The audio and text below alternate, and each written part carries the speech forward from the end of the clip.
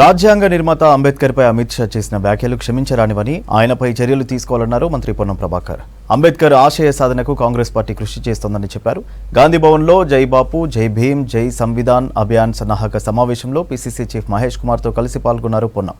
రాజ్యాంగం మార్చాలనే బీజేపీ కుట్రలో భాగంగానే అంబేద్కర్పై అమిత్ షా కామెంట్స్ చేశారని ఫైర్ అయ్యారు మహేష్ కుమార్ గౌడ్. జై బాపు, జై భీమ్, జై సంవిధాన్ అభియాన్ను ఏడాది మొత్తం నిర్వహిస్తున్నామన్నారు కాంగ్రెస్ సీనియర్ నేత వంశీచంద్ర రెడ్డి.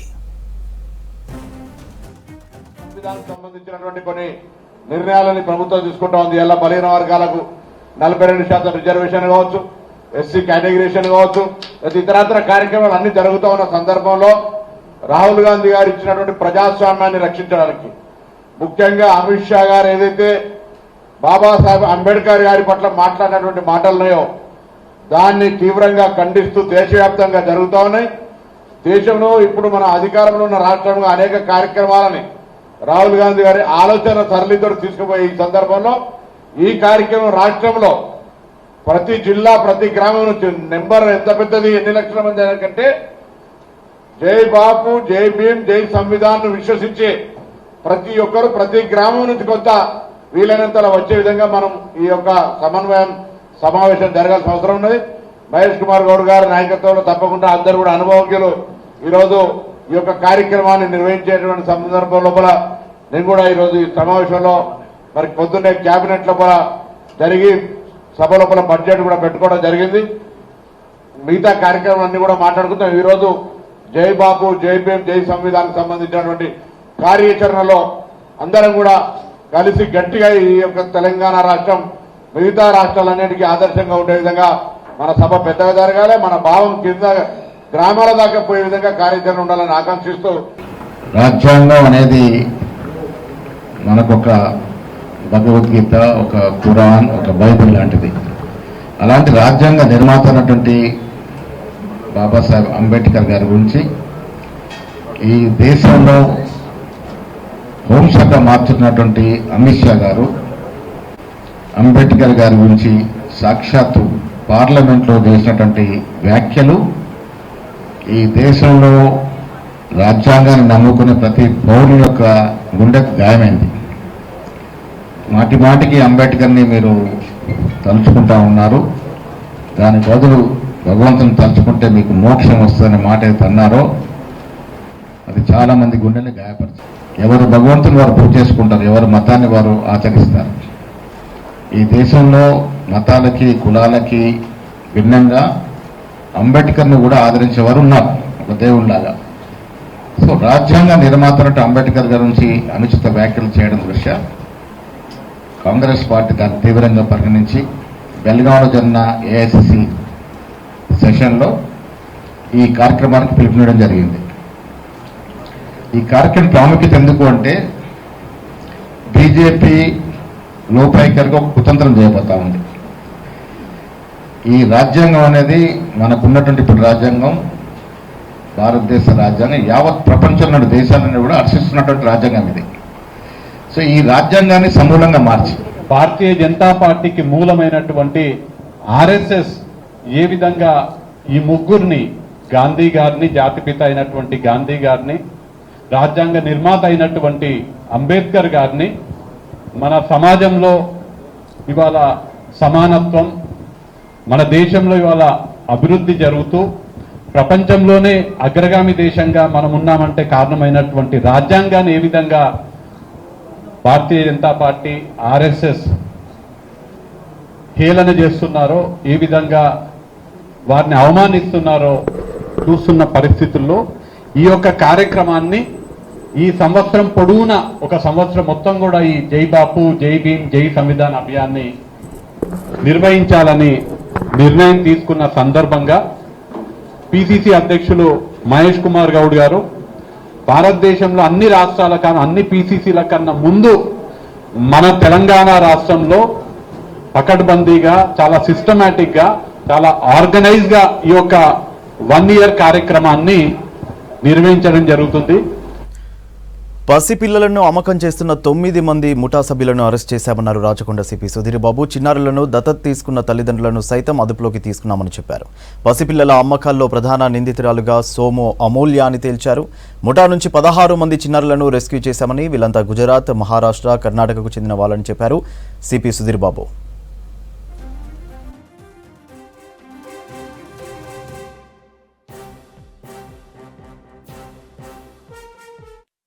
కంటిన్యూస్గా ఈ ఇన్వెస్టిగేషన్ ఆన్లో ఉంది. ఈ ప్రాసెస్లో ఫస్ట్ మనము కృష్ణవేణి, దీప్తి వీళ్ళని అరెస్ట్ చేసిన తర్వాత వందన గుజరాత్ నుంచి మెయిన్ కింగ్ పిన్ ఆవిడ తెచ్చిన తర్వాత ఇన్వెస్టిగేషన్ ప్రాసెస్లో ఇంకొక ర్యాకెట్ కూడా ఇందులో బయటకు వచ్చింది. దీంట్లో వాళ్ళు కూడా కలిసి 2, 3, 4 అట్లా రకరకాల మోడ్యూల్స్ వచ్చాయి. దీంట్లో టోటల్గా 25 బేబీస్ని ఇల్లీగల్గా ప్రొక్యూర్ చేసి ట్రాన్స్పోర్ట్ ఇక్కడ తీసుకొచ్చి వాళ్ళని అమ్మడం జరిగింది. బేబీ బాయ్స్ని, బేబీ గర్ల్స్ని రెస్క్యూ చేయడం జరిగింది. మిగిలిన 9 అవి డిఫరెంట్ ప్లేసెస్లో, కోల్కతా, బెంగళూరు, అట్లా చెన్నై, ఇటువంటి డిఫరెంట్ ప్లేసెస్లో ఉన్నాయి. సో వాటికి మేము ఇప్పుడు అరెస్ట్ ప్రాసెస్ అయిపోగానే టీమ్స్ పంపిస్తాం. దీంట్లో యాక్టివిటీ ఎలా అవుతుందంటే most of the accused already connected with medical related ప్రొఫెషన్లో ఉంటున్నారు. చిన్న యాక్టివిటీలో సమ్ సూపర్వైజర్ అనో లేకపోతే ఆశా వర్కర్ అనో చెప్పి ఉంటున్నారు.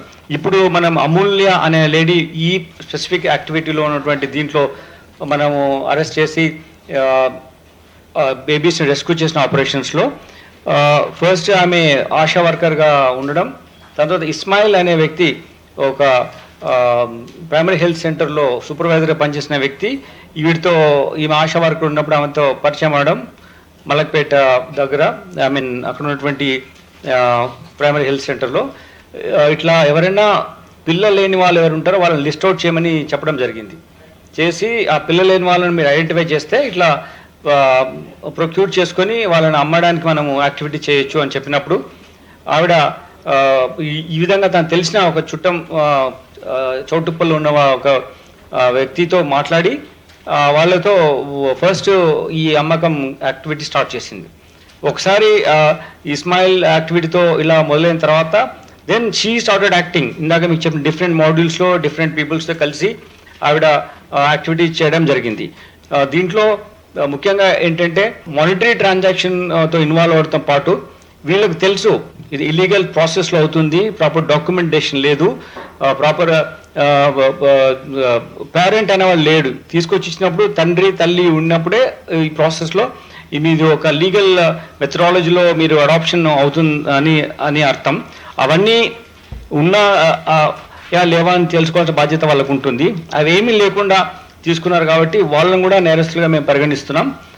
ఇలా మనము మిస్ప్లేస్ సింపతీస్ నుండి లీగల్ వేలో ఇన్ఫర్మిటీస్ ఎంకరేజ్ చేస్తే ఇంకా ఇలానే ఎక్కువ మంది ఇన్వాల్వ్ అయ్యి చేస్తారు. కాబట్టి ఈ ప్రాసెస్ను మనం తప్పకుండా చట్టపరమైన చర్యలు తీసుకోవాల్సిన అవసరం ఉంది.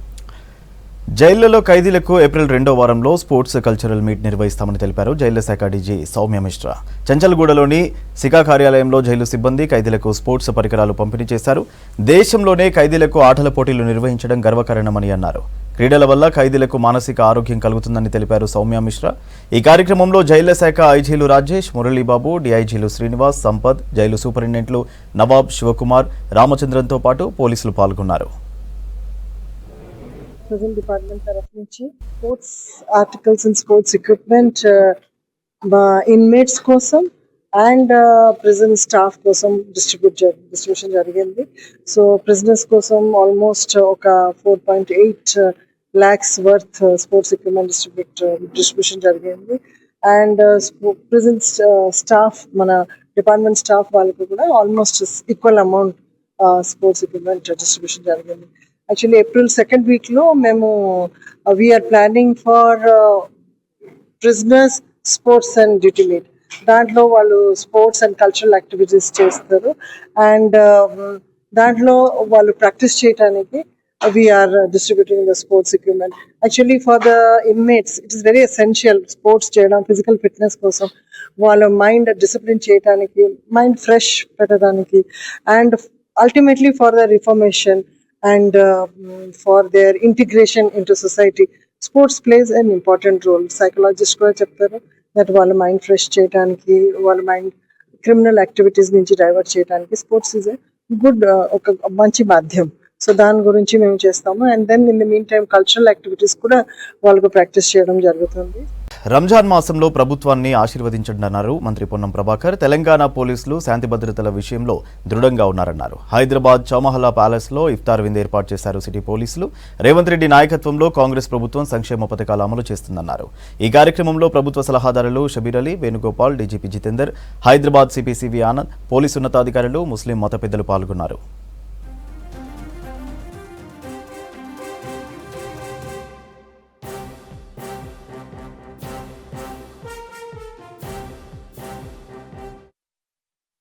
ఎన్నికలకు ముందు కాంగ్రెస్ పార్టీ ఇచ్చిన మేనిఫెస్టో అమలుకు ప్రస్తుత ప్రతిపాదనలకు ఎలాంటి పొందడం లేదన్నారు సిపిఐ రాష్ట్ర కార్యదర్శి జాన్ వెస్లీ. కాంగ్రెస్ చెప్పిన 6 గ్యారంటీలు, మహిళలకు ఇచ్చిన హామీలు ఏమయ్యాయని ప్రశ్నించారు. రాష్ట్ర ప్రభుత్వం ప్రవేశపెట్టిన బడ్జెట్ను మళ్లీ సమీక్షించాలన్నారు. కేంద్రం నుండి రావాల్సిన వాటా కోసం రాష్ట్ర ప్రభుత్వం పోరాడాలన్నారు. కీలక రంగాలు, సంక్షేమ రంగాలకు కేటాయించిన పద్దులను అవసరానికి అనుగుణంగా పెంచకపోతే ప్రజల నుంచి వ్యతిరేకత, పోరాటాలు తప్పవని హెచ్చరించారు జాన్ వెస్లీ. ఈరోజు శాసనసభలో ప్రవేశపెట్టినటువంటి బడ్జెట్ ఎన్నికలకు ముందు కాంగ్రెస్ పార్టీ ఇచ్చినటువంటి మేనిఫెస్టో అమలుకు ఇప్పుడు పెట్టినటువంటి ప్రతిపాదనలకు ఎలాంటి సంబంధం లేకుండా ఉంది. ప్రాజెక్టుల కోసం నిధులు కేటాయింపులు అనేటటువంటిది సగం కూడా ఖర్చు పెట్టలేదు. పైసారి కేటాయించిన దాంట్లో ఇప్పుడు కూడా అలాంటి పద్ధతులనే ప్రతిపాదనలు ఉన్నాయి. 6 గ్యారెంటీలు అమలు చేస్తామని చెప్పారు. మహిళలకు 2500 ఇస్తామన్నటువంటి దానికి నిధులు సరిపడా కేటాయించలేదు. కేవలం 4000 కోట్ల పైగా కేటాయించారు. ఇందిరమ్మ ఇల్లు దాదాపు 30 లక్షల కుటుంబాలు ఇల్లు లేనటువంటి వాళ్ళు ఉంటే 4.5 లక్షల మందికి మాత్రమే ఇవ్వడానికి ప్రతిపాదనలు పెట్టారు. దీనివల్ల ఈ సంవత్సరం కూడా అది అమలు జరిగినటువంటి పరిస్థితి కనబడుతుంది. అట్లాగే వ్యవసాయ కూలీలకు 12,000 ఇస్తామని చెప్పారు. అది 40 లక్షల మంది రాష్ట్రంలో ఉంటే 5.5 లక్షల మంది వరకే పరిమితం చేస్తున్నారు. ఆ రకంగా వ్యవసాయ కూలీలకు ఈ బడ్జెట్లో అన్యాయం జరుగుతుంది. ముఖ్యంగా ఎస్సీ, ఎస్టీ, బీసీ, మైనార్టీలకు ఇచ్చేటటువంటి నిధుల కేటాయింపుల్లో కూడా కామారెడ్డిలో బీసీ డిక్లరేషన్ కానీ, చేవెళ్లలో ఎస్సీ, ఎస్టీ డిక్లరేషన్కు సంబంధం లేకుండా ఈ నిధులు ఉన్నాయి. ఎస్సీలకు, ఎస్టీలకు 12 లక్షల చొప్పున ఇస్తామని చెప్పారు కుటుంబానికి. ఈ బడ్జెట్లో ఆ ఊసే లేదు. హైదరాబాద్ క్రికెట్ అసోసియేషన్ నిధుల దుర్వినియోగంపై ఎన్ఫోర్స్మెంట్ డైరెక్టరేట్ దర్యాప్తు ముమ్మరం చేసింది. హెచ్సీఏ నిధుల అక్రమ లావాదేవీలపై తాజాగా కొన్ని కీలక విషయాలను వెలుగులోకి తెచ్చింది ఈడీ. హెచ్సీఏలో కాంట్రాక్టుల పేరుతో క్విడ్ ప్రోకో జరిగిందని గుర్తించారు అధికారులు. ప్రత్యేకంగా హెచ్సీఏ మాజీ ట్రెజరర్ సురేంద్ర అగర్వాల్పై ఈడీ అభియోగాలు నమోదు చేసింది.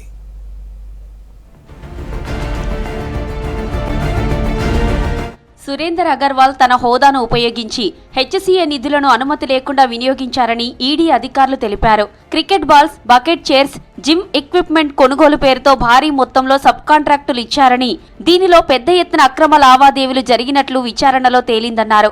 సురేందర్ అగర్వాల్కు చెందిన 90 లక్షలకు పైగా నగదు వివిధ కంపెనీల ద్వారా చెల్లింపులు జరిగినట్లు ఈడీ గుర్తించింది.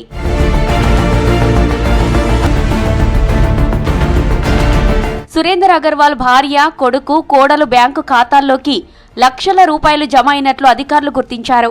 అతని భార్యకు చెందిన కేబీ జ్యువెలర్స్ ఖాతాకు కూడా భారీగా నగదు బదిలీ జరిగిందన్నారు. అక్రమ లావాదేవీలు, నిధుల దుర్వినియోగం, క్విడ్ ప్రోకోపై దర్యాప్తు చేస్తున్నారు. 51,29,000 రూపాయల విలువైన ఆస్తులను ఈడీ అటాచ్ చేసింది.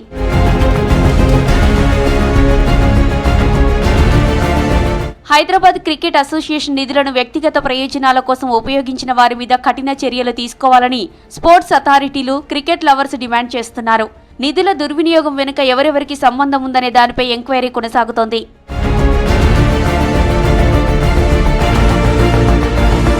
క్రీడల అభివృద్ధికి కేటాయించిన నిధులను ఆటగాళ్ల భవిష్యత్తు కోసం ఉపయోగించకుండా అక్రమంగా మళ్లించుకోవడం పట్ల విమర్శలు చేస్తున్నారు క్రికెట్ ప్రేమికులు.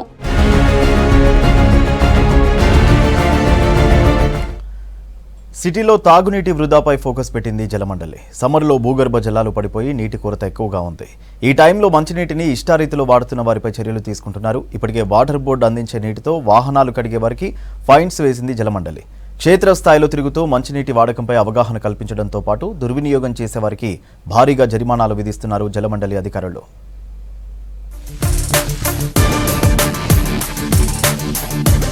మంచినీటిని వృధా చేసే నగరవాసులపై జరిమానాలు వేస్తోంది జలమండలి. సమ్మర్లో నీటి కొరత ఎక్కువగా ఉన్నందున జాగ్రత్తగా వాడుకోవాలని సూచిస్తున్నారు అధికారులు.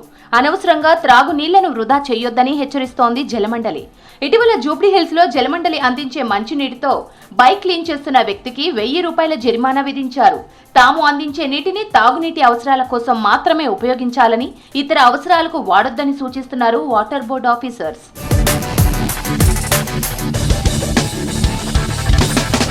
సుదూర ప్రాంతాల నుంచి తీసుకొస్తున్న కృష్ణా, గోదావరి, మంజీరా, సింగూరు జలాలను శుద్ధి చేసి సరఫరా చేయడానికి భారీగా ఖర్చవుతోందంటున్నారు జలమండలి అధికారులు. 1000 లీటర్లకు 48 రూపాయలు ఖర్చు పెట్టి నగరవాసులకు మంచినీరు అందిస్తున్నామని వృధా చేయవద్దంటున్నారు. వాటర్ బోర్డు చట్టాల ప్రకారం మంచినీటిని వృధా చేస్తే 50 రూపాయలు ఉన్న జరిమానాను 1000 రూపాయలు చేశామన్నారు అధికారులు.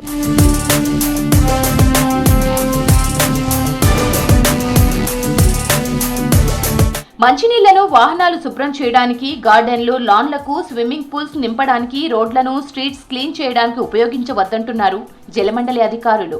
అలాగే కొందరు పైప్ లైన్లకు అక్రమంగా మోటార్లను బిగించి నీటిని లాగుతున్నారని, దీంతో ఇతర వినియోగదారులకు లో ప్రెషర్ నీళ్లు వస్తున్నట్లు గుర్తించారు అధికారులు. స్పెషల్ డ్రైవ్ నిర్వహిస్తున్నామని, నీటి వృధా చేసే వారిపై చర్యలు తీసుకుంటామని హెచ్చరించారు జలమండలి అధికారులు. 6 o'clock నుంచి సప్లై స్టార్ట్ అయినప్పటి నుంచి ఏమవుతుందంటే వాళ్ళు వాటర్ పట్టుకుంటారు. ఫస్ట్ వాటర్ పట్టుకున్న తర్వాత ఏం చేస్తారంటే వాళ్ళు కార్లు కడగడం, వాకిలు కడగడం అట్లాంటిది మన మంజీరా వాటర్ తోటి చాలాగా వృధా చేస్తూ ఉన్నారు.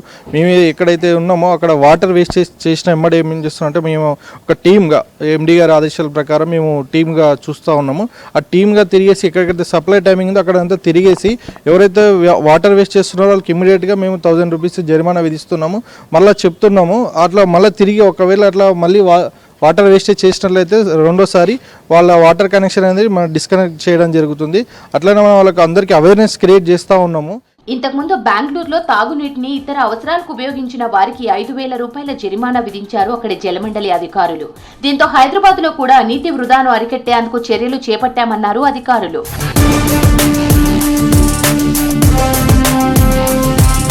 వాటర్ వేస్టేజ్ చేస్తున్న వారిపై ఫిర్యాదు ఇచ్చేందుకు త్వరలో వాట్సాప్ నెంబర్ను అందుబాటులో తెస్తామన్నారు జలమండలి అధికారులు.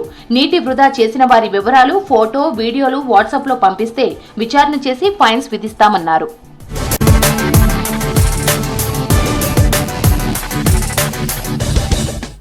రాష్ట్రాభివృద్ధి లక్ష్యంగా ముందుకెళ్తోంది రేవంత్ సర్కార్. ఇందులో భాగంగానే పర్యాటక రంగంపై కూడా ప్రత్యేక దృష్టి సారించింది. దేశ విదేశీ పర్యాటకులను ఆకర్షించి పెట్టుబడులను రాబట్టడమే లక్ష్యంగా సరికొత్త టూరిజం పాలసీని తీసుకొచ్చింది. అయితే ఈ పాలసీలో ఎలాంటి అంశాలున్నాయి, ఏ టూరిజం ప్రాంతాలను అభివృద్ధి చేయబోతున్నారు? Watch this story.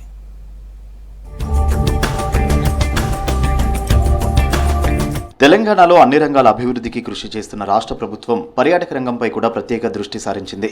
దేశ విదేశీ పర్యాటకులను ఆకర్షించి పెట్టుబడులను రాబట్టడమే లక్ష్యంగా కొత్త టూరిజం పాలసీని తీసుకొచ్చింది రేవంత్ ప్రభుత్వం. పర్యాటక రంగానికి మరిన్ని మెరుగులు దిద్దిన సర్కార్ సరికొత్త ప్రణాళికలు రచిస్తోంది.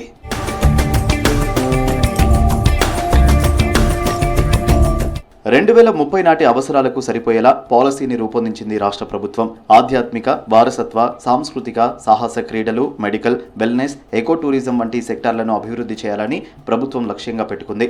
పర్యాటక ప్రాజెక్టులు చేపట్టే ప్రైవేటు సంస్థలకు ప్రోత్సాహకాలు ఇవ్వాలని నిర్ణయించింది. ఓఆర్ఆర్ ఎగ్జిట్ల వద్ద భారీ మాల్స్ ను పబ్లిక్ ప్రైవేటు భాగస్వామ్యం విధానంలో నిర్మిస్తామన్నారు పర్యాటక శాఖ మంత్రి జూపల్లి కృష్ణారావు. ఇక బిల్డ్ అండ్ ఆపరేట్, ట్రాన్స్ఫర్ పద్ధతిలో అభివృద్ధి చేసే టూరిజం ప్రాజెక్టులకు కేటాయించే స్థలాల రిజిస్ట్రేషన్ ఛార్జీల్లో 5% లీజు ఖరారు చేశారు. ప్రతి ఏటా 5% లీజు మొత్తాన్ని పెంచాలని నిర్ణయించారు. ప్రధానంగా మెగా ప్రాజెక్టులకు 66 ఏళ్లు, పెద్ద మధ్య తరహా ప్రాజెక్టులకు 33 ఏళ్లు, చిన్న సూక్ష్మ తరహా ప్రాజెక్టులకు 15 ఏళ్ల వరకు స్థలాలను లీజుకు ఇస్తామని ఉత్తర్వుల్లో తెలిపింది ప్రభుత్వం. ఆల్రెడీ మీ ప్రాంతానికి సంబంధించి ఇరిగేషన్ డిపార్ట్మెంట్ నుంచి ఆల్రెడీ టూరిజం డిపార్ట్మెంట్కు ల్యాండ్ కూడా ట్రాన్స్ఫర్ చేయడం జరిగింది. ఇంకొక 3 ఎకరాలు ఆల్రెడీ ట్రాన్స్ఫర్ చేయడం జరిగింది. పొజిషన్ కూడా తీసుకోవడం జరిగింది. మరొక 18 ఎకరాలు కూడా దాన్ని ట్రాన్స్ఫర్ చేసే ప్రాసెస్లో ఉంది. టోటల్గా అన్ని రకాలంటే water develop, water sports develop కావచ్చు, అట్లాగే టెంపుల్ టూరిజం కావచ్చు, ఎకో టూరిజం అన్నిటికీ అవకాశం పడ్డ వాస్తవమే. డెఫినెట్గా రాబోయేటువంటి కొద్ది రోజుల్లోనే మీరు నిరాశగా నిస్పృహ లోను కాకుండా మీకోసమే కాదు, నా కోసమే కాదు, నిరుద్యోగ యువత కోసం, రాష్ట్ర ఆదాయం గణనీయంగా పెంచడం కోసం తప్పకుండా ఇవన్నీ కూడా జరుగుతాయి. ప్రకృతి, వైద్యం, ఆధ్యాత్మిక పర్యాటకానికి ప్రాముఖ్యత ఇస్తున్నామని తెలిపారు మంత్రి జూపల్లి కృష్ణారావు. ప్రత్యేకంగా ఒక బుద్ధిస్టు సర్క్యూట్ను కూడా ఏర్పాటు చేస్తామన్నారు. టూరిజం ప్రాజెక్టుల అభివృద్ధిని పీపీపీ విధానంలో చేపడతామని తెలిపారు. టూరిజం ప్రాజెక్టులను చేపట్టేందుకు ముందుకు వచ్చే కంపెనీలకు ప్రభుత్వం ప్రత్యేక రాయితీలు అందిస్తామని తెలిపారు మంత్రి జూపల్లి. గౌరవ సభ్యులు చెప్పినట్టుగా ఈ రోజు ఉన్నటువంటి నిరుద్యోగ పరిస్థితిలో ఈ టూరిజం డెవలప్మెంట్ను పెద్ద ఎత్తున చేయాల్సిన అవసరం ఉంది. కాబట్టి శాసనసభలో ఈ పాలసీ పైన చర్చించడం జరిగింది. క్యాబినెట్ ఆమోదం కూడా పొందడం జరిగింది. ప్రభుత్వ పెట్టుబడితో పాటుగా ప్రైవేటు రంగాన్ని కూడా ఆకర్షించి వాళ్ళు ఇన్వాల్వ్ చేసినప్పుడే పెట్టుబడులు పెద్ద ఎత్తున వచ్చినప్పుడే మన యొక్క టూరిజం డెవలప్మెంట్ చేయగలుగుతాం. కాబట్టి దీనికి కూడా గతంలో కూడా చాలా కార్యక్రమం అనేది అంటే నిర్లిప్తంగా ఉండింది. ఒక పాలసీ లేని కారణంగా డెఫినెట్గా ప్రభుత్వ పరంగా దీన్ని పెద్ద ఎత్తున ప్రమోట్ చేసే కార్యక్రమం చేసి రాష్ట్రంలోనే కాదు, దేశం నుంచి కాదు, అంతర్జాతీయ పర్యాటకులు కూడా రప్పించేటువంటి పద్ధతిలో shortly we're going to do in a big way. రాష్ట్రంలో మొత్తం 27 ప్రత్యేక పర్యాటక ప్రాంతాలను గుర్తించింది ప్రభుత్వం. వికారాబాద్, సోమశిల, కాళేశ్వరం, నాగార్జున సాగర్, భద్రాచలం, వరంగల్, ట్రైబల్ సర్క్యులేట్ వంటి 9ంటిని యుద్ధ ప్రాతిపదికన అభివృద్ధి చేయబోతోంది. 5 ఏళ్లలో 15,000 కోట్ల పెట్టుబడులు తీసుకొచ్చి 3 లక్షల మందికి అదనంగా ఉపాధి అవకాశాలు కల్పించాలని రాష్ట్ర ప్రభుత్వం లక్ష్యంగా పెట్టుకుంది. ముకుంద జ్యువెలర్స్ అభివృద్ధికి కృషి చేస్తున్న ఉద్యోగులు తమ కుటుంబ సభ్యులు లాంటి వారన్నారు ఆ సంస్థ చైర్మన్ నరసింహారెడ్డి. బేగంపేటలోని అరోరా బ్యాంకెట్లో 2వ వార్షికోత్సవ వేడుకలు నిర్వహించారు. 20 మంది ఉద్యోగులకు బైక్లు, 2 ఎంప్లాయీస్కు హై రేంజ్ కార్లను అందజేశారు Mukunda jewellers chairman Narasimha Reddy, MD Nikitha Reddy. ఉద్యోగులకు ప్రోత్సాహకంగా 1 నెల జీతానికి సంబంధించిన చెక్కులను అందజేశారు. అనంతరం ఎంప్లాయీస్ను ముకుంద జ్యువెలర్స్ యాజమాన్యం సన్మానించింది. ఈ వార్షికోత్సవ వేడుకల్లో ఉద్యోగులు ఆడిపాడారు.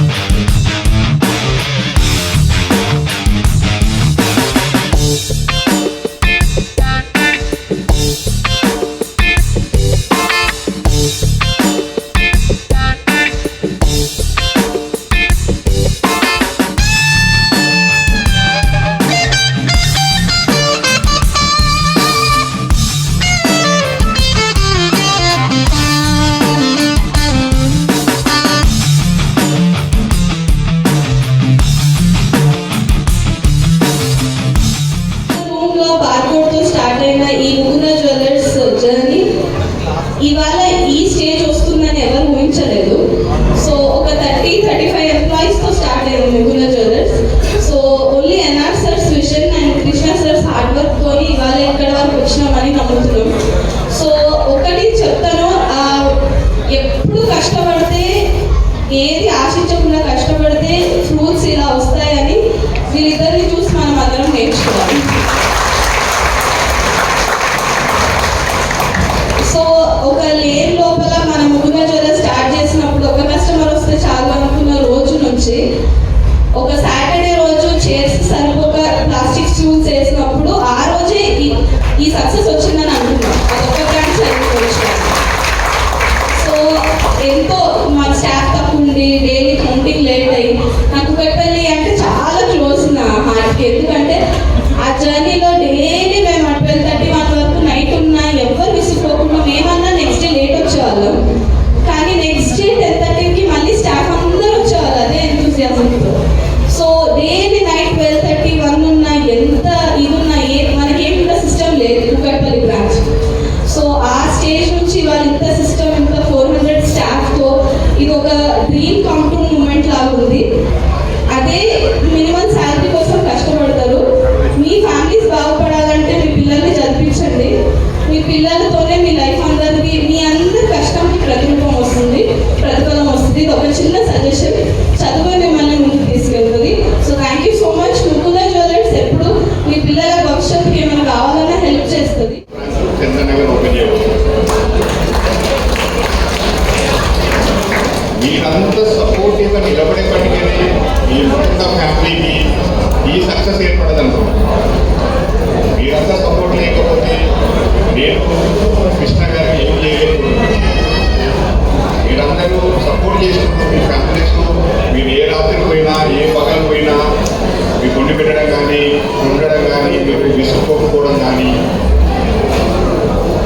ఎంత సపోర్టివ్గా ఉంటున్నారంటే మీ ఫ్యామిలీస్ కూడా.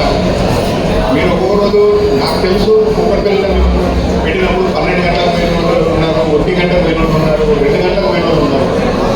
అంత ఓర్పుగా మీ ఎవరైతే మేల్ ఫీమేల్ నా దగ్గర ఇద్దరు పనిచేస్తున్నారు వాళ్ళ సపోర్టివ్ ఫ్యామిలీస్కు ఫస్ట్ థ్యాంక్స్ చెప్పదలుచుకున్నాను. ఎందుకంటే మీరంతా సపోర్ట్ చేయబడితేనే వాళ్ళు మా దగ్గర మా ఫ్యామిలీలో పనిచేస్తున్నారు. చాలా గర్వంగా కూడా ఉన్నాను నాకు. ఎందుకంటే నా ఒక్కరితో స్టార్ట్ అయిన జర్నీ ఇవాళ 400 మందితో ఇంకా కూడా ముందుకు పోదామని ఆలోచిస్తున్నాను. మనం జర్నీ ఎప్పుడు ఆపను, ఏ రోజు ఆపని జర్నీ.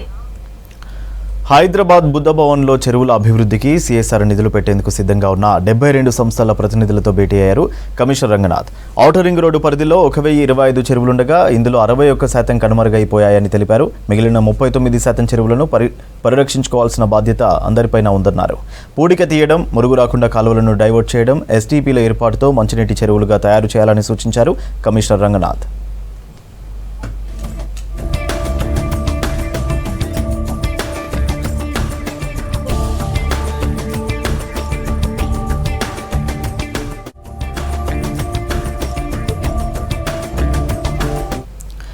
రాష్ట్ర బడ్జెట్లో క్రీడలకు 465 కోట్లు కేటాయించడంతో హర్షం వ్యక్తం చేశారు స్పోర్ట్స్ అథారిటీ చైర్మన్ శివసేనారెడ్డి. గత సంవత్సరం కంటే ఈసారి 100 కోట్లు అధికంగా కేటాయించారన్నారు. ఎల్బీ స్టేడియంలో సీఎం చిత్రపటానికి పాలాభిషేకం చేసి బాణసంచా పేల్చి స్వీట్స్ పంచారు. కేసీఆర్ పాలనలో 10 ఏళ్లలో నిర్లక్ష్యానికి గురైన క్రీడలకు కాంగ్రెస్ ప్రభుత్వం అత్యధిక ప్రాధాన్యత ఇస్తున్నారన్నారు. క్రీడా సదుపాయాలు, క్రీడాకారులకు ప్రోత్సాహం, మైదానాల నిర్వహణకు ప్రాధాన్యత ఇస్తామన్నారు Shiva Sena Reddy. Thank you, sir. Thank you, sir. Thank you, sir. Thank you, sir. Thank you, sir. Thank you, sir. Thank you, sir. Thank you, sir. Thank you, sir. Thank you, sir. Thank you, sir. Thank you, sir. Thank you, sir. ఉమ్మడి ఆంధ్రప్రదేశ్లో ఉన్నప్పుడు నుంచి పోల్చుకుంటే ఇప్పటి వరకు ఏ రోజు కూడా sports కు ఇంత పెద్ద ఎత్తున నిధులు కేటాయించిన దాఖలాలు లేవు. ఈ రోజు తెలంగాణలో ముఖ్యమంత్రి రేవంత్ రెడ్డి గారు అయిన తర్వాత తెలంగాణలో విద్యార్థులు ఎక్కడ కూడా డ్రగ్స్ సైడ్ మళ్ళకుండా స్పోర్ట్స్ మీద కాన్సన్ట్రేట్ చేయాలని చెప్పేసి తెలంగాణలో ఉండేటువంటి ఎన్నో గ్రౌండ్స్ ని పడాబట్టినటువంటి గ్రౌండ్స్ అన్నింటినీ ఈరోజు పునరుద్ధరించడం, దానికోసం రాబోయే కొత్త గ్రౌండ్స్ ఏర్పాటు చేయాలి. పిల్లలకు కావాల్సిన ఎన్నో మెటీరియల్స్ ఏర్పాటు చేయాలి. వాళ్ళని నేషనల్ స్థాయికి తీసుకుపోవాలి. ఒలింపిక్ స్థాయికి తీసుకుపోవడానికి కావాల్సిన అన్ని సౌకర్యాలను ఏర్పాటు చేసే దిశగా ఈరోజు స్పోర్ట్స్ అథారిటీ ఆఫ్ తెలంగాణ మీద పెద్ద బాధ్యత ఏర్పాటు చేయడం జరిగింది. అందులో భాగంగా మాకు కావాల్సినటువంటి నిధులను కూడా ఈరోజు ముఖ్యమంత్రి రేవంత్ రెడ్డి గారు స్వయంగా కేటాయించినందుకు ముఖ్యమంత్రి గారికి ప్రత్యేక ధన్యవాదాలు తెలియజేస్తా ఉన్నాం. గతంలో ఎప్పుడూ లేదు ఇంతగానం నిధులు. ఈరోజు పోయిన సంవత్సరం ఇచ్చినటువంటి నిధులతో పోలిస్తే ఈసారి 29% పెంచడం జరిగింది. కాబట్టి ఈరోజు స్పోర్ట్స్ మెన్స్ అందరూ కూడా, రాష్ట్రంలో ఉండే క్రీడా అభిమానులందరూ కూడా ఈరోజు చాలా ఆనందంగా ఉన్నారు. ఆరోగ్య పరీక్షల పేరిట రోగులను దోచుకుంటున్నాయి డయాగ్నోస్టిక్ సెంటర్లో. అవసరమున్నా లేకున్నా టెస్టులు చేయించుకోవాలని సూచిస్తున్నారు కొంతమంది డాక్టర్లు. డయాగ్నోస్టిక్ సెంటర్లతో కుమ్మక్కై రోగుల నుంచి డబ్బులను గుంజుతున్నారు. అనుభవం లేని వైద్య సిబ్బందితో టెస్టులు, చికిత్స చేయడంతో రోగుల ప్రాణాల మీదకి వస్తోంది. ప్రభుత్వం వీటిపై చర్యలు తీసుకోవాలని కోరుతున్నారు జనం. ఆరోగ్య సమస్య వస్తే రక్త పరీక్షలు, స్కానింగ్ తప్పనిసరిగా మారిన ఈ రోజుల్లో ప్రైవేట్ డయాగ్నోస్టిక్ సెంటర్ల దందా విస్తరించింది. ఒక్కో పరీక్షకు ₹1000 వసూలు చేస్తున్నారు. ఒకే జబ్బుకు 2 చోట్ల టెస్టులు చేయిస్తే 2 రకాల రిపోర్టులు వస్తున్నాయి. దీంతో ఏదో ఒక చికిత్స చేస్తున్నారు డాక్టర్లు.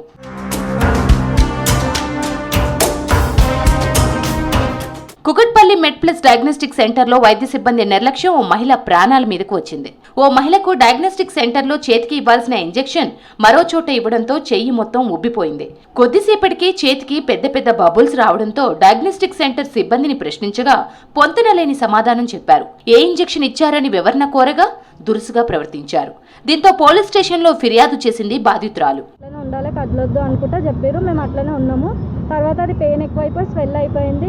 ఇమీడియట్గా వాళ్ళు వచ్చి తీసేసారు, కెనల్ అనేది తీసేసి నన్ను తీసుకొని వెళ్ళిపోయి ఐస్ బ్యాగ్స్ అవన్నీ పెట్టిన తర్వాత హ్యాండ్కి ఎక్స్రే తీపిచ్చారు. పైనకి తీసుకెళ్ళి మళ్ళీ ఇంకో డాక్టర్ పైన 3rd ఫ్లోర్లో ఏమో డాక్టర్ ఉన్నారు, ఆయన దగ్గర తీసుకెళ్తే ఏం కాదు తగ్గిపోతుంది 2 అవర్స్లో అనుకుంటా అన్నారు.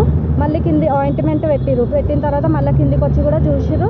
మేము ఆయింట్మెంట్ పెట్టిన తర్వాత స్వెల్లింగ్ అట్లనే ఉండే. మా బాబుండు మేము ఇంటికి వెళ్ళొచ్చు, ఆయన ఏడుస్తుందంట అని చెప్పి అడిగినాము.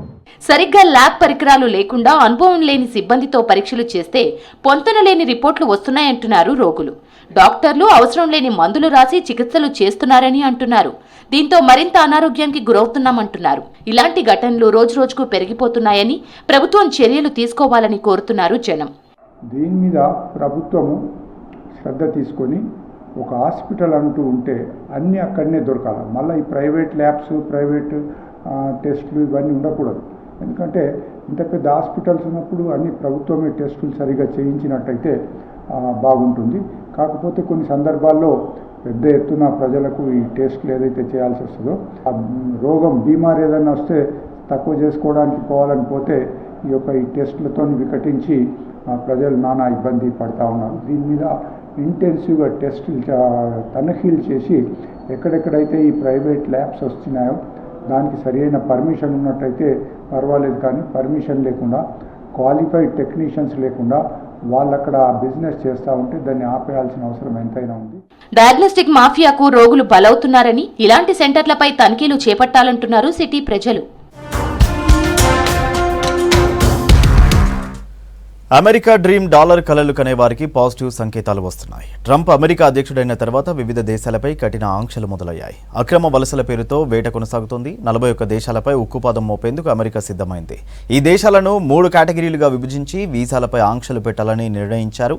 ఈ 3 జాబితాల్లోనూ భారత్ ప్రస్తావన లేకపోవడంతో మన వాళ్ళు ఊపిరి పీల్చుకుంటున్నారు. సరైన డాక్యుమెంట్స్తో రూల్స్ ప్రకారం పార్ట్ టైం జాబ్స్ చేసుకోవచ్చు అంటున్నాయి ఇండియన్ కన్సల్టెన్సీలో.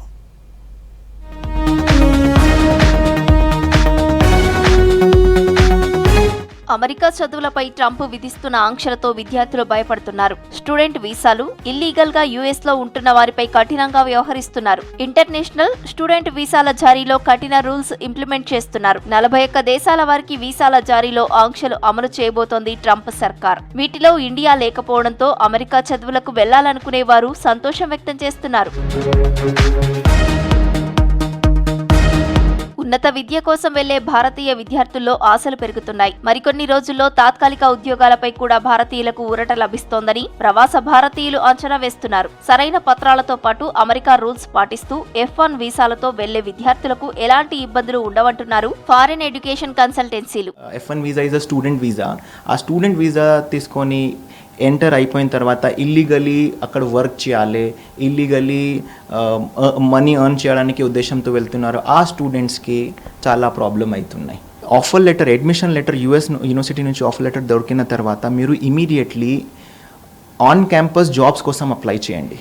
ఒక ఫెసిలిటీస్ ఉంటాయి చాలా యూనివర్సిటీస్లో. ఆన్లైన్ పోర్టల్లో మీరు వెళ్ళిన తర్వాత యూనివర్సిటీ మీకు ఆఫర్ లెటర్ ఎక్కడి నుంచి దొరికింది అక్కడ మీరు వెళ్ళిన తర్వాత అక్కడ హ్యాండ్ షేక్ అని ఒక ఫీచర్ ఉంటాయి. ఆ హ్యాండ్ షేక్ ఫీచర్ నుంచి మీకు ఆన్ క్యాంపస్ జాబ్స్ చాలా ఉంటాయి. మీకు అడ్మిషన్స్ ఆఫీస్లో జాబ్ ఉంటాయి, మీకు ఈవెంట్స్ ఆర్గనైజింగ్ కమిటీలో జాబ్ ఉంటుంది, స్పోర్ట్స్ కమిటీలో, హాస్టల్ మేనేజ్మెంట్, అట్లా చాలా జాబ్స్ ఉంటాయి. ఆ జాబ్స్కి మీరు అప్లై చేయొచ్చు. 20 hours per week అక్కడ పని చేయొచ్చు. కానీ ఇల్లీగల్ మీరు పని చేస్తున్నారు and if you are getting caught, this administration is sending you back. 2024లో 3,20,000 మంది ఇండియా నుంచి అమెరికాకు వెళ్లారు. 6 లక్షల మంది అప్లై చేస్తే అందులో 3 లక్షలకు పైగా వీసాలు అప్రూవల్ అయ్యాయన్నారు. F1 వీసా మీద వెళ్లే స్టూడెంట్స్ పార్ట్ టైం జాబ్ల మీద ఎక్కువ ఆధారపడవద్దని సూచిస్తున్నారు ఎక్స్పర్ట్స్. అమెరికా ఇస్తున్న ఆన్ క్యాంపస్ జాబ్స్ వారానికి 20 గంటలు పనిచేయొచ్చనే నిబంధనలు పాటిస్తే ఎలాంటి ఇబ్బందులు ఉండవంటున్నారు. 41 దేశాల నుంచి వచ్చే పర్యాటక విద్యాపరమైన వీసాలపై ఆంక్షలు విధించాలని ట్రంప్ ప్రభుత్వం నిర్ణయించింది. ఈ దేశాలను రెడ్, ఆరెంజ్, ఎల్లో కేటగిరీలుగా విభజించారు. రెడ్ కేటగిరీలో అమెరికాకు అత్యంత ప్రమాదకరంగా భావిస్తున్న 11 దేశాలను చేర్చారు. వైరిపక్ష దేశాలతో సంబంధం ఉన్నప్పటికీ హెచ్చరికలు, చర్చల ద్వారా దారికొచ్చే 22 దేశాలను ఎల్లో కేటగిరీలో చేర్చారు. ఇందులో మన ఇండియా లేకపోవడంతో ఊపిరి పీల్చుకుంటున్నారు విద్యార్థులు. అయితే ఇల్లీగల్ గా జాబ్స్ చేయడం ఏ ప్రభుత్వం ఉన్నా ప్రమాదమే అంటున్నాయి కన్సల్టెన్సీలు. రెడ్, ఆరెంజ్, ఎల్లో కంట్రీస్లో మన ఇండియా అనేది లేదు. ఇది డెఫినెట్గా ఫేవరబుల్ సిచ్యువేషనే. అండ్ మన ఇండియన్స్ ఎప్పుడు వెళ్ళి ఒక మంచి యూనివర్సిటీలో చదువుకుంటూ visa regulations and rules follow చేస్తూ అక్కడ జాబ్ చేసుకున్న వాళ్ళకు కూడా ఎటువంటి ప్రాబ్లం లేదు. అండ్ ఒక్క స్టూడెంట్ కూడా వెనక్కి వచ్చిన ఇవి లేవు.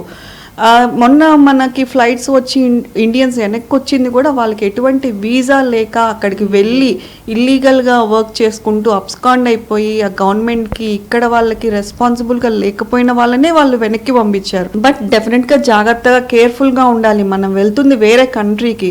అండ్ మనం చూస్ చేసుకునే యూనివర్సిటీ, మన ఫీ స్ట్రక్చర్ అన్నీ ముందుగానే మనము అనలైజ్ అండ్ రీసెర్చ్ చేసుకోవాలి. అమెరికాలో నిబంధనలకు విరుద్ధంగా చదువుకుంటూ పార్ట్ టైం జాబ్ చేయాలనే ఆలోచనలో విద్యార్థులు ఉండొద్దంటున్నారు ఐటీ ఎక్స్పర్ట్స్. అమెరికాలో ఇలాంటి వాటిని గుర్తించేందుకు ట్రంప్ సర్కార్ ప్రయత్నిస్తోందన్నారు. ఇప్పుడున్న భయాలు భవిష్యత్తులో తొలగిపోతాయని అంటున్నారు ఐటీ ఎక్స్పర్ట్స్. వీళ్ళు జాబ్ చేయడం వల్ల అక్కడ లోకల్ గా ఉండే వాళ్ళకి ప్రాబ్లం అవడం వల్ల ట్రంప్ దాన్ని కొంచెం స్ట్రిక్ట్ చేసి అలా కనుక జాబ్ చేస్తే స్ట్రిక్ట్ రూల్స్ తీసుకొని పంపించేస్తారు. అది ప్రాబ్లం. సో ఎంఎస్కి వెళ్ళొచ్చు, కానీ వారి పరిమితిలో ఉన్న జాబ్ మాత్రమే చేయాలి. రెండోది H1B వీసా అండి. H1B వీసా బ్యాన్ చేయలేదు, ఎటువంటి ఆంక్షలు లేవు. ఆ 41 కంట్రీస్ లిస్ట్ లో ఇండియా లేదు. ఇండియాలో ఉన్న టెక్నికల్ స్కిల్స్ యుఎస్ లో కాదు, ప్రపంచంలో ఎక్కడ ఉండవు. మనకు అంత టెక్నాలజీలో మనకి అంత స్కిల్ ఉంది. H1Bలో అప్లై చేసుకుని H1Bలో హ్యాపీగా వెళ్ళి జాబ్ చేసుకోవచ్చు. MS లో వెళ్ళే వాళ్ళు కూడా అప్లై చేసుకుని వెళ్ళొచ్చు, కానీ వారి పరిమితిలో ఉన్న జాబ్ మాత్రమే చేయాలి. ఇంతే కానీ అనుకుంటున్నట్టుగా ట్రావెల్ బ్యాన్ ఉంది ఇంకా వెళ్ళలేరు అనేది చాలా రాంగ్ ఆలోచన. హ్యాపీగా వెళ్ళొచ్చు. We can travel to USA. అయితే ప్రస్తుతం ట్రంప్ నిర్ణయాలతో అమెరికా వద్దనుకున్న వారు UK, ఆస్ట్రేలియా, జర్మనీకి వెళ్తున్నారు. కానీ ఉద్యోగావకాశాలు, హై పెయిడ్ సాలరీస్ అమెరికాలోనే ఉంటాయని చెబుతున్నారు విశ్లేషకులు.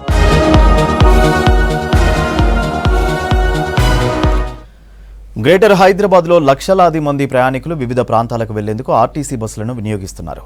ఐటీ, సాఫ్ట్వేర్తో పాటు వివిధ వ్యాపారాలు చేసేవారు, విద్యార్థులు ఆర్టీసీ బస్సులు ఎక్కువగా ఉపయోగిస్తారు. మహాలక్ష్మి ఫ్రీ బస్సు పథకం అమలవుతున్నప్పటి నుంచి సిటీ బస్సుల్లో ఆక్యుపెన్సీ మరింత పెరిగింది. అయితే రద్దీకి తగ్గట్టుగా బస్సులతో పాటు బస్ షెల్టర్స్ లేక ఇబ్బందులు పడుతున్నారు నగరవాసులు.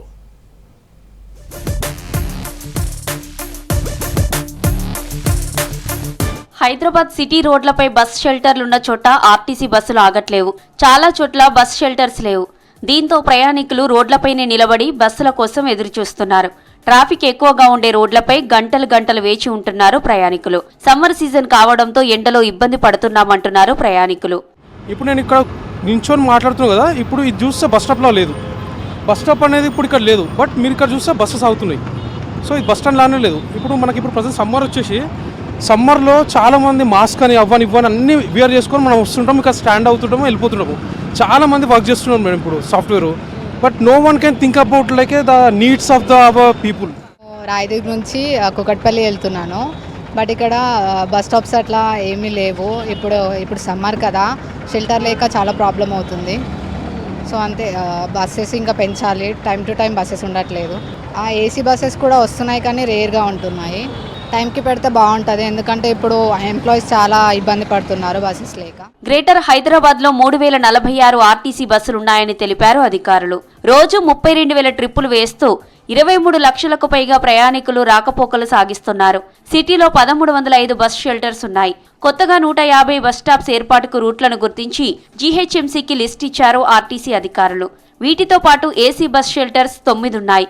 ఎండాకాలం కావడంతో మరో 25 ఏసీ బస్ షెల్టర్స్ కి ప్రపోజల్ పెట్టామన్నారు ఆర్టీసీ అధికారులు. చేస్తుంటాను, రోజు కూకట్పల్లి నుంచి వస్తుంటాను. ఇక్కడ బస్ స్టాప్ ఉంది, కానీ బాగా ఎండకి అంటే కూర్చోడానికి సీటింగ్ అలా లేదు. చాలా ఇబ్బందికరంగా ఉంటుంది మహిళలకి. మెట్రో ఫెసిలిటీ కూడా లేదు. అది ప్రొవైడ్ చేయాలని చెప్పి నేను చెప్తున్నాను. ట్రాఫిక్ చాలా ఉంటుంది, మెయిన్గా ప్రెగ్నెంట్ లేడీస్ కదా, ఇలాంటి టైంలో బాగా కష్టంగా ఉంటుంది నిల్చోవాలన్నా. కానీ ట్రాఫిక్ షెడ్ కూడా లేదు, అది ప్రొవైడ్ చేయాలని చెప్పి నేను చెప్తున్నాను. ఏసీ బస్సెస్ ఉన్నాయి కానీ చాలా రేర్గానే ఆపుతున్నారు, ఎక్కువ ఆపట్లేదు.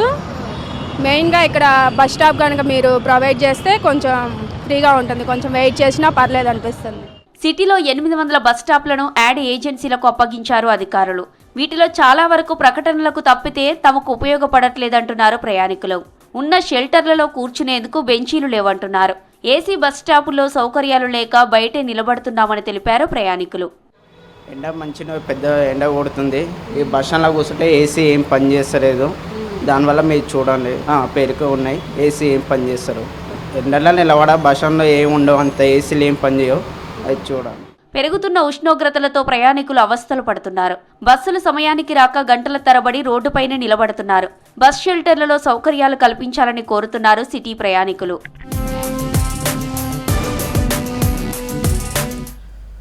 మేడ్చల్ జిల్లాలోని మేడిపల్లి పోలీస్ స్టేషన్ను రాచకొండ సిపి సుధీర్ బాబు ఆకస్మికంగా తనిఖీ చేశారు. స్టేషన్లోని రికార్డులను పరిశీలించి కేసుల వివరాలను ఇన్స్పెక్టర్ను అడిగి తెలుసుకున్నారు.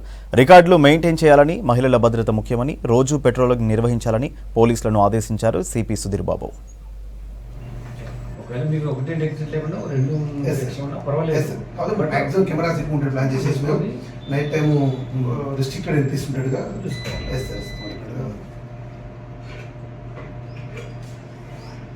రెండు కాలనీలు ఉన్నాయి, 2 కాలనీస్ మల్లికార్జున